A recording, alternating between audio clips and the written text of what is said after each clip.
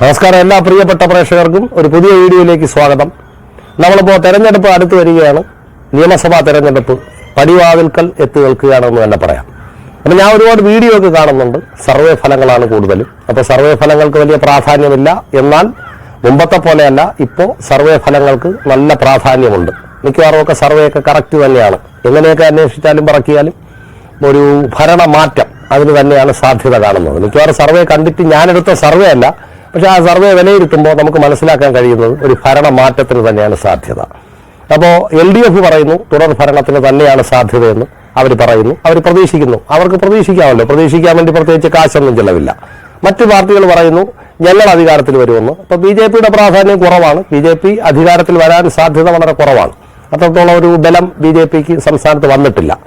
എന്നാൽ ആൾക്കാർ മുഴുവൻ ശരിക്കും പറഞ്ഞാൽ ഉറ്റുനോക്കുന്നത്, എല്ലാവരും കേരളത്തിലെ മിക്കവാറും പേര് ഉറ്റുനോക്കുന്നത് ഒരു ഭരണമാറ്റം അത് കോൺഗ്രസിലൂടെ തന്നെ ആയിരിക്കും എന്ന് തന്നെയാണ് തോന്നുന്നത്.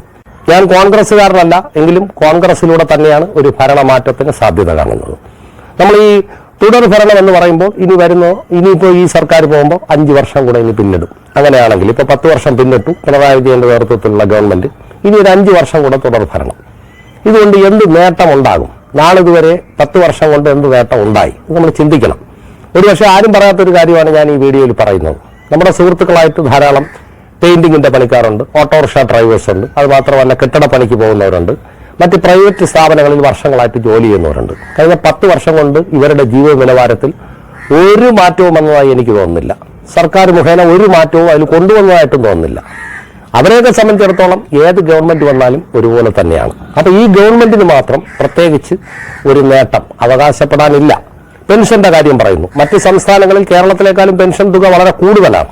അതോടൊപ്പം തന്നെ പെൻഷൻ പ്രായമുള്ളവർക്ക് കൊടുക്കുകയാണെങ്കിൽ പെട്രോളിന്റെ സെസ്സനത്തിലും അതുപോലെ തന്നെ മറ്റ് ചാർജുകൾ പല മേഖലകളിലുള്ള ചാർജ് വർധനവിലൂടെ സമാഹരിക്കുന്ന ഒരു ക്യാഷാണ് ഈ പെൻഷന് വേണ്ടി ഉപയോഗിക്കുന്നത്.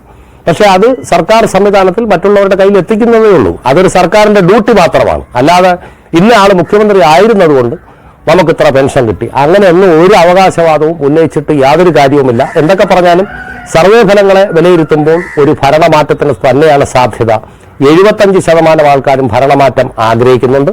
കേരളത്തിന് ഈ ഭരണമാറ്റത്തിലൂടെ ഒരു നല്ല കാലം വരികയാണെങ്കിൽ വരട്ടെ എന്ന് ആശംസിക്കുന്നു. മറ്റൊരു വീഡിയോയുമായി കാണുന്നവരെ നന്ദി, നമസ്കാരം.